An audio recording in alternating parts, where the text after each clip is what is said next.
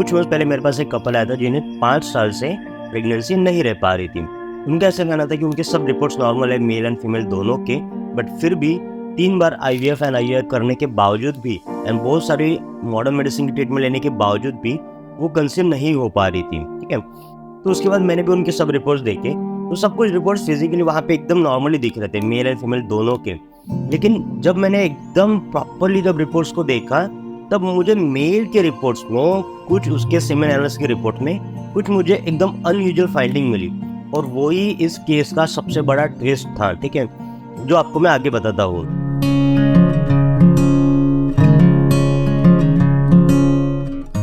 So hello friends, आज मैं आपके लिए एक बहुत डिफरेंट केस और बहुत यूनिक केस आपके लिए लेके आया हूँ मैं, जो मेरी लाइफ के one of the unique case में से एक थे। जिसका जो रिपोर्ट लेके आया था, जिसका ये रिपोर्ट है, जिसमें आप देख सकते हो कि जिसके स्पर्म काउंट जो अच्छा, स्पर्म काउंट तो उसका काफ़ी अच्छा था, लेकिन उसमें से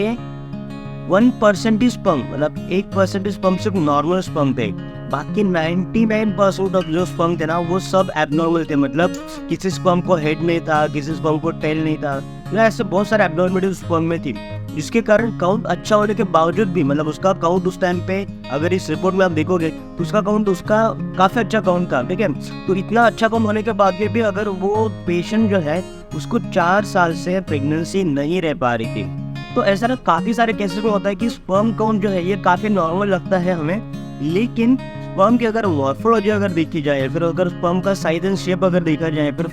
स्ट्रक्चर अगर देखा जाए, तो वो एबनॉर्मल होता है, या फिर उसकी मोटिलिटी जो है, मतलब उसकी जो चलने की क्षमता जो है वो काफ़ी कम होती है। और ऐसे हालत में हम स्पर्म काउंट नॉर्मल होने के बावजूद भी पेशेंट जो है वो अपनी वाइफ को कंसीव नहीं कर पाता है। और इसके ऊपर मॉडर्न मेडिसिन में कुछ इसका इतना खास इलाज है ही नहीं, क्योंकि वो आपके स्पर्म काउंट के नंबर देखेंगे तो वो वहाँ पे वो नॉर्मली दिखेगा, लेकिन नॉर्मल होने के बावजूद भी वो एबनॉर्मल रहने के कारण प्रेगनेंसी नहीं रह पाती है। और इस हालत में जब पेशेंट हमारे पास आता है आयुर्वेदिक ट्रीटमेंट के पास में, तो हमारे पास बहुत बेहतरीन चिकित्सा इसकी बताई गई है। जो चिकित्सा मैंने इस पेशेंट के ऊपर, सेम चिकित्सा जो हम रेगुलर अपने पेशेंट के ऊपर जो करते हैं,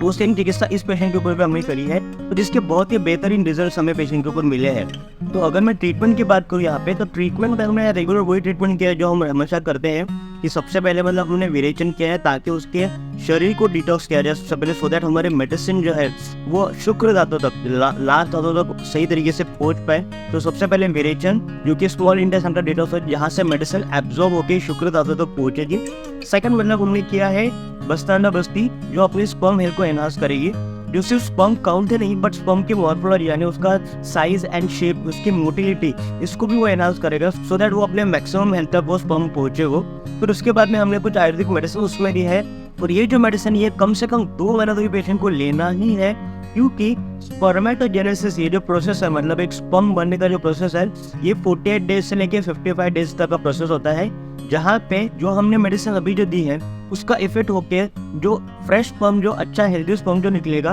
वो अप्रोक्सीमेटली 55 डेज में या 60 डेज में निकलेगा। इसलिए 2 मंथ से लेकर 2 मंथ से 3 मंथ तक ये मेडिसिन लेनी है। एंड आफ्टर 3 मंथ जब आप स्पर्म एनालिसिस करोगे, तो 110% I am very sure and confident about it कि आपके स्पर्म अकाउंट में, या फिर आपके स्पर्म के हेल्थ में, उसके साइज एंड शेप में, उसके मोटिलिटी में, या फिर मॉर्फोलॉजी और स्ट्रक्चर में 110% इंप्रूवमेंट दिखेगा ही दिखेगा। और अगर मैं इस पेशेंट की अगर बात करूं, जिसका बिफोर ट्रीटमेंट से 1% स्पर्म ही नॉर्मल था, उस पेशेंट में आफ्टर ट्रीटमेंट 73% उसके स्पर्म जो है वो नॉर्मल कैटेगरी में काउंट किए गए,